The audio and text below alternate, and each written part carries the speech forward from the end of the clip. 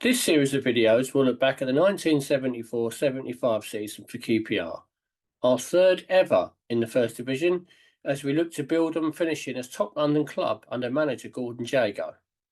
It was to be a season with a lot of off-field issues which would have a major impact on how we got on. On the pitch, Stan Bowles was set to miss the first two games of the season after being suspended by manager Gordon Jago for being late to training. Jago had his hands full, and the cracks in his relationship with Jim Gregory were certainly starting to widen. The pair of them had faced a few issues in recent years, which started when Rangers chief scout Derek Healy recommended a young forward from Scunthorpe called Kevin Keegan. He was available for around £30,000.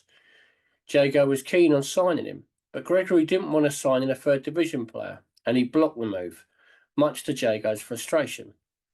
Gregory later admitted he got that one wrong when Keegan went on to become an absolute superstar at Liverpool, but he was always keen to have control at the club.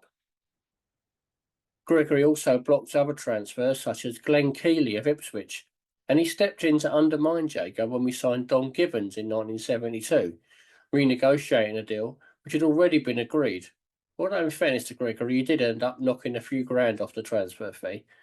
The relationship between them improved after Rangers won promotion and did well in the top flight, and Jim had sadly suffered a heart attack and stepped back a little bit. So things kind of settled down, but in the summer of 1974, things really hit rock bottom. Firstly, Jago was offered the chance to manage the England under-23 side on a three-match tour of Europe during pre-season. A great honour for Jago, which he was keen to do. QPR, though, was set for a trip to Jamaica to celebrate a good season with some sun, sea and a couple of games against local teams. But Gregory stepped in and told Jago he had to go on that trip and denied him the chance to manage England. It was one of those where you could see both sides of the argument, really, but Gregory then didn't really endear himself to the manager when 2 days before the trip to Jamaica, he told Jago he wanted him to remain in England in case the opportunity to sign a new player arose. Frank Sibley took charge of the team. Jago agreed, but then received a phone call from Jim's son, telling him that the chairman was going on holiday and there was no money available for new players, which felt like a real slap in the face for Jago and left their relationship in absolute tatters. It was a real power battle, and after Jago agreed a deal with Admiral to make QPR's kits for that season, Gregory again stepped in, asking why we needed a third strip, causing further rifts between the two of them. As the new season approached, Jago handed in his resignation to Jim Gregory in what was becoming a very public fallout. Ron Phillips sat the pair of them down, and Gregory asked Jago to stay. He made some money available to bring in defender Dave Webb from Chelsea, so Jago relented and withdrew his resignation. But as the new season arrived, it was clear the pair of them had reached the point of no return. That arrival of Dave Webb from Chelsea was another sign, though, of the intent from Rangers. Webb had been a fantastic defender for Chelsea, winning the FA Cup and the European Cup Winners' Cup, making over 200 appearances for them. He would line up alongside Frank McClintock, Dave Clement and Ian Gillard to make up an outstanding back four at Loftus Road. The season began for Rangers away at Sheffield United. Youngsters John Beck and Ron Abbott started the game with Bowles and Mick Leach both missing. Dave Webb made his debut in place of the injured Frank McClintock. United took an early lead through Steve Camack, but Rangers battled back and got a deserved point thanks to a goal from Jerry Francis. Next up, it was Leeds United with new manager Brian Clough, who was at the start of an eventful spell with the league champions. He was famously asked by his players what the tactical plan was to face QPR. His response was featured in the brilliant Damned United movie. Well, you haven't told us a single thing about how QPR are going to play. Mr. Revy would have had files and dossiers prepared. Had the reserves playing the Rangers way all week, had the first team looking out for this and that. Bollocks to Don Revy! You're professional footballers. Stop Stan Bowles. That's all you need to know about QPR. Bowles didn't feature in that game, but it was the first win of the season for QPR anyway, with Jerry Francis getting the winner, putting us into 6th place in the First Division. which would end up being the highest position we had that season. We faced Stoke City next, with Bowles back in the side, but without the injured Terry Venables. Rangers put on a really dominant performance. We controlled possession and created tons of chances, and we just couldn't find a goal. And Jeff Hurst scored with one of Stoke's only attacks to win them the game 1-0.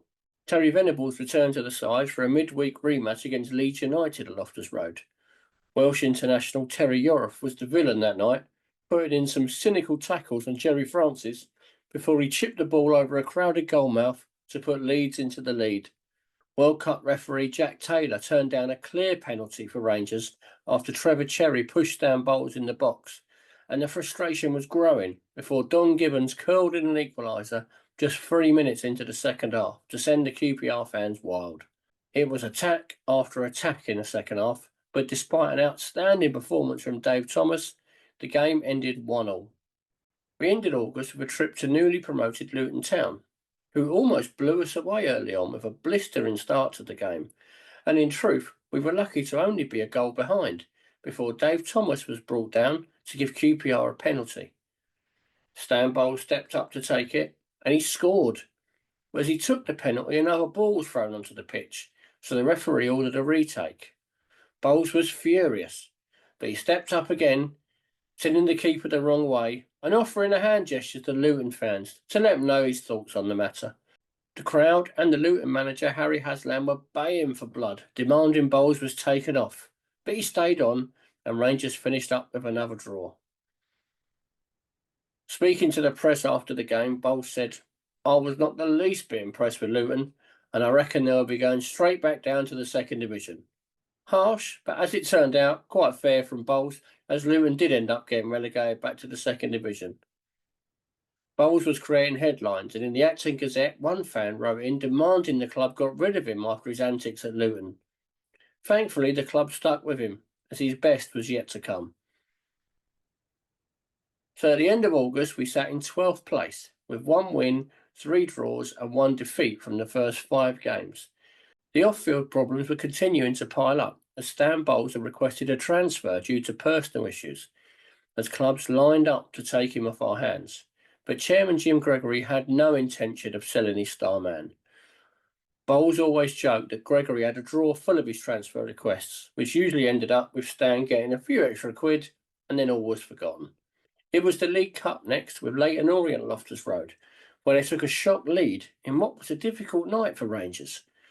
Orient defended bravely with men behind the ball, and we struggled to find a way through before Martin Busby got the ball out wide.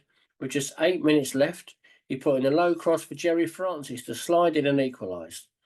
That proved to be the final QPR game for Terry Venables, who moved to Crystal Palace in a swap deal with winger Don Rogers. Venables would be a massive loss for Rangers. He had great experience and was still a really good player in midfield. He was also of real use on the training ground, where he was learning his trade to develop as a future manager, which was part of why Palace wanted him. On the pitch, we missed that experience as we had another defeat, losing 3-1 to Leicester City to round off a pretty poor start to the season, before that cup replay against Leyton Orient. And after a tough first half, Rangers scored 3 goals in 6 second-half minutes to win the tie. Francis, Gibbons and Bowles got the goals to put us in the next round, just days after Stan had withdrawn his latest transfer request, as peace finally broke out for a few days in West 12. With Rangers slipping down the table, it was Newcastle United next at Loftus Road, and another difficult afternoon for Gordon Jago's side. David Thomas making a run into the middle, that's a nice ball, and Keely's put it in his own goal.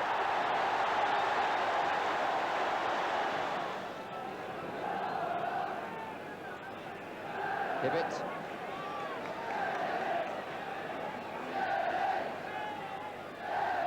First time cross by Natras. Burns!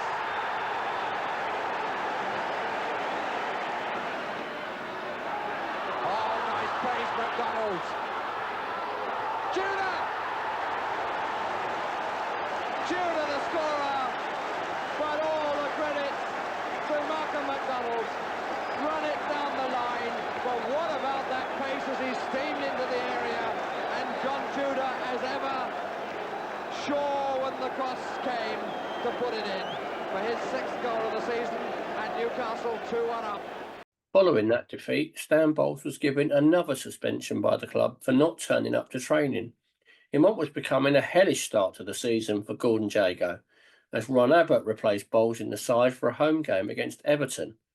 Rangers took the lead just before half-time when Don Givens flicked a header in from a Dave Thomas corner, giving us a 1-0 lead. But Bob Latchford equalised for Everton after a game of head tennis led to him placing a header past Phil Parkes. Dave Webb's clever overhead pass found Busby with just 15 minutes left, and he volleyed in to put Rangers back in front before heartbreak in the last minute. An overhead kick from Jim Pearson made it 2-2. So 9 games without a win for Rangers, and things were about to get a lot worse.